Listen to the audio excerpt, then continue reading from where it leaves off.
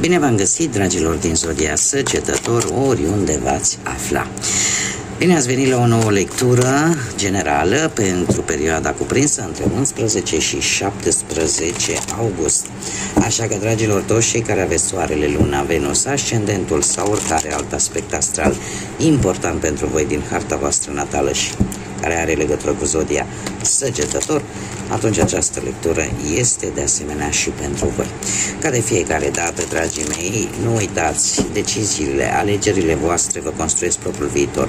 Așa că, fiind o lectură generală, vă rog să luați decât acele mesaje care rezonează cu voi, iar restul lăsați-le să zboare în univers, pentru că sigur sunt pentru alte energii care într-o mai mică sau mai mare măsură au o legătură cu Zodia Săgetător. Și haideți să începem să vedem cu ce energie intrați în această nouă săptămână de august. Un mesaj, ia să vedem. Fiecare va primi ce merită într-un anumit conflict, dragilor. Anumite ambiții, anumite politici, o reevaluare a greșelilor. Eu cred că e mai mult vis-a-vis ori de un conflict, ori de vreun proces, ceva. Cineva va fi absolvit de o anumită vină în cadrul unui proces. Bun, haideți să vedem cu energia cum rămâne cu energia. Care e energia voastră, dragilor din Săgetător, în perioada 11-17 august.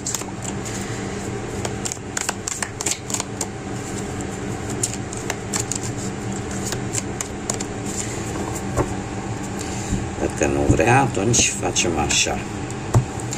Și prima carte e a voastră, un as de monede. Interesant. Dragilor, voi intrați cu energia lui 8, cifra 8.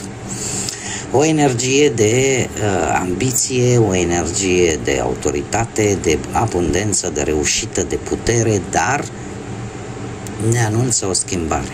O schimbare foarte importantă, benefică pentru voi. Veți avea parte de binecuvântări divine și tot ceea ce este rău, cumva parcă se va alunga așa de lângă voi. Ceva legat foarte mult pentru unii dintre voi de anumite reguli pe partea asta, pentru cei care lucrează mai ales în agricultură. Anumite lucruri care vor crește producția pentru cei care sunt interesați de acest lucru. De asemenea, este o energie a marii oportunități către a prospera, depinde de voi cum veți profita de această șansă. Pentru că se va deschide o ușă importantă pentru voi, mai ales, cum am mai spus, pe partea asta, aș zice eu, a agriculturii, a celor care în general își câștigă banii din a produce ceva. Haideți să vedem ce ne spun cărțile pe plan profesional, sentimental, financiar, ce vine pentru dragii mei din Săgetător în perioada 11-17 august. Să vedem.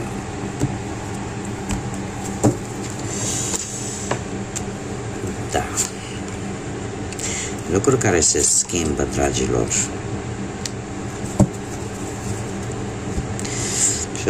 Nu știu dacă zodia Scorpion sau zodiile de pământ, Taur, Fecioară, Capricorn, vă spun ceva pe planul ăsta al muncii, dar se pare că ați avut parte de o schimbare destul de favorabilă, aș spune, sau pur și simplu o idee nouă care va veni și asta a dus la o relație, zic eu, destul de bună, poate cu șefii sau colegii. Totuși avem un 5 de monede. E un 5 de monede care, pe lângă faptul că nu vorbim deocamdată de bani, ci vorbim de muncă. Asta îmi spune că ori ați pierdut sau veți pierde în această săptămână și știți lucrul ăsta, un loc de muncă, stau aici pe punctul de a-l pierde, dar trebuie să știți că puteți primi un sprijin, puteți primi un ajutor în persoana unei energii de foc. Ați încercat probabil la locul de muncă și aici, uite, am, să zic așa, am comis-o, ca să zic, îmi fac mea culpa. De ce? Pentru că, într-adevăr, avem aici un arcan major, moartea, care ne vorbește de schimbări. În mare parte ele sunt favorabile, dar să vă spun de ce, că aici nu am explicat eu cum trebuie.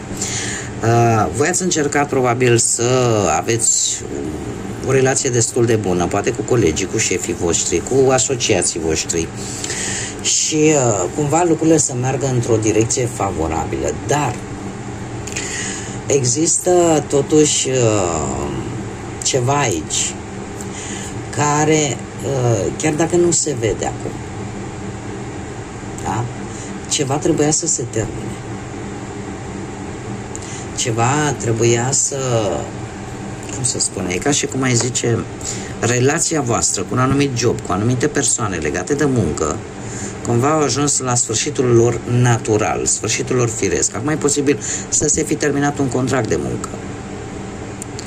Sau, pur și simplu, a apărut o schimbare atât de importantă pe piața asta muncii, încât, cum am mai spus, voi deja știți, eu o să rămân fără muncă. Sau poate chiar așa, de azi pe mâine, să vă dați seama, dom'le, ce fac, am rămas fără muncă. Nu este nimic pierdut.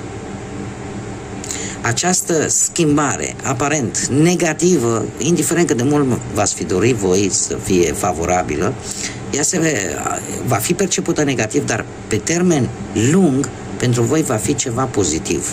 Pentru că aici ceva trebuia să moară siosi.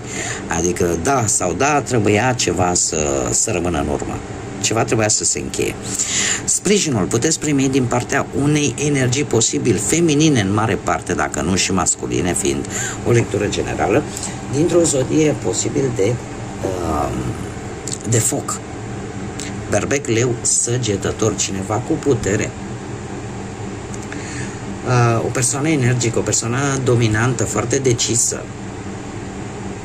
și care, eu aș spune că vă poate ajuta foarte rapid să vă găsiți un nou loc de muncă. Da? Sau să aveți reușit asta. Adică nu va dura foarte mult. E ca și cum azi ai aflat că ai rămas fără muncă și la o zi, două, te trezești cu o nouă ofertă. Da? De asta vă spun că n-am explicat îndeaproape, da? Deci este o schimbare percepută negativ, dar este o schimbare favorabilă pentru voi.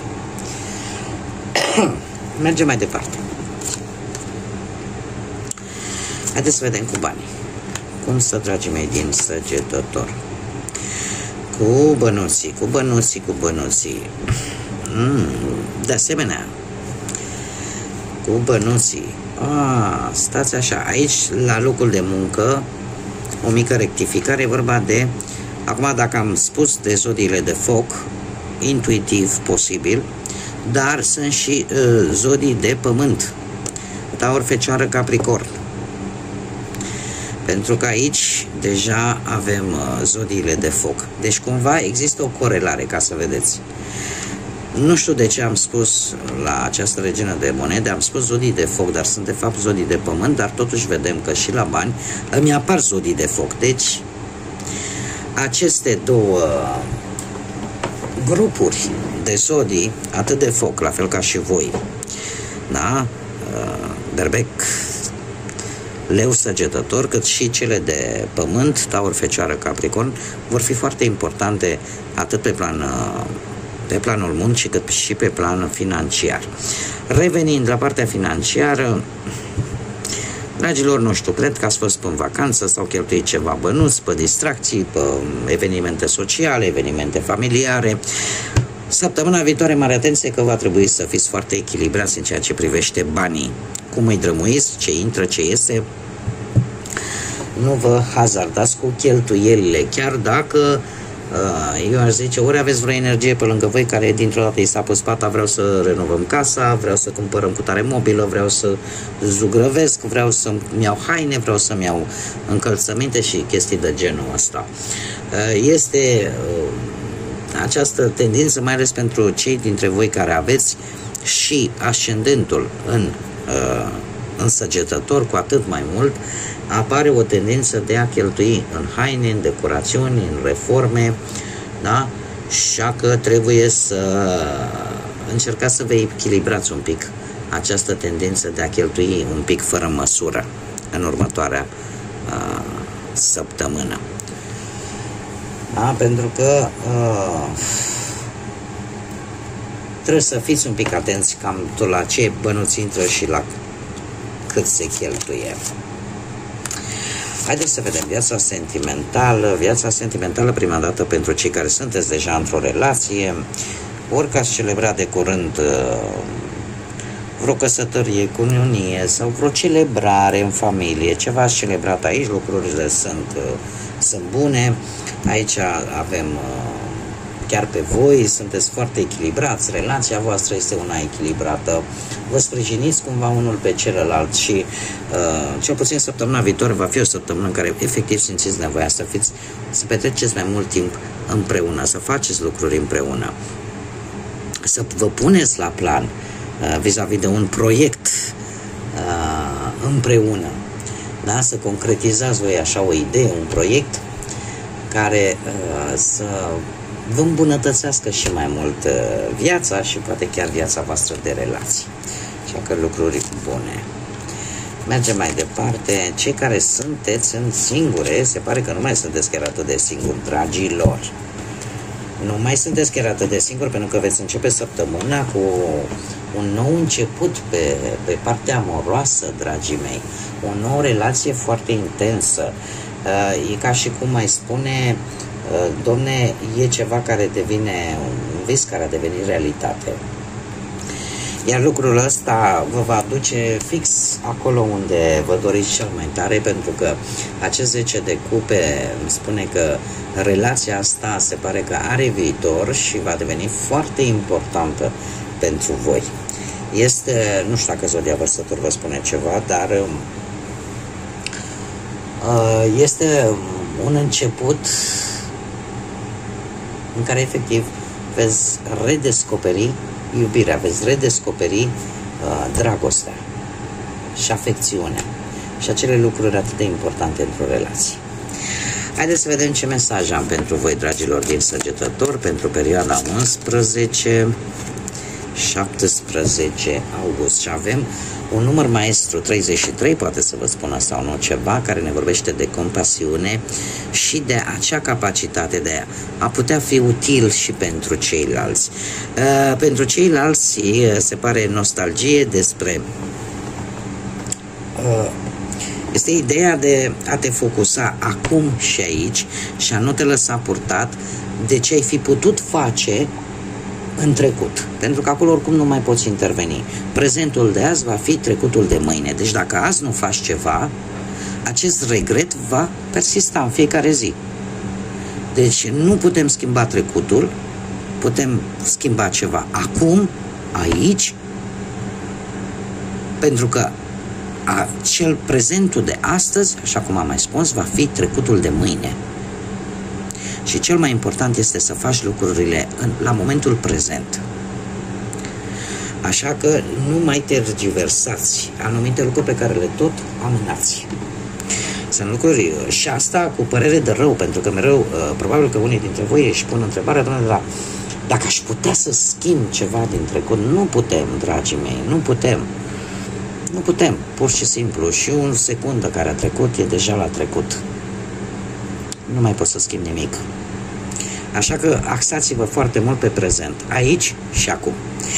Bun, dragilor, cam atât am avut pentru voi. Vă mulțumesc din suflet pentru prezență, pentru sprijinul vostru prin intermediul distribuirilor, like-urilor, mesajelor voastre, faptul că vă abonați. Toate aceste gesturi minunate pe mine mă fac să fac cât mai mult conținut și ca acest conținut să ajungă și la alte persoane, așa că mii de mulțumiri tuturor pentru toate aceste gesturi frumoase. Până data viitoare, când ne vom reîntâlni, eu vă doresc tot binele din lume, să aveți parte de bine, să aveți parte de energie pozitivă și de multe lucruri bune. Așa că, dragilor, până data viitoare, ca de obicei, să fiți iubiți!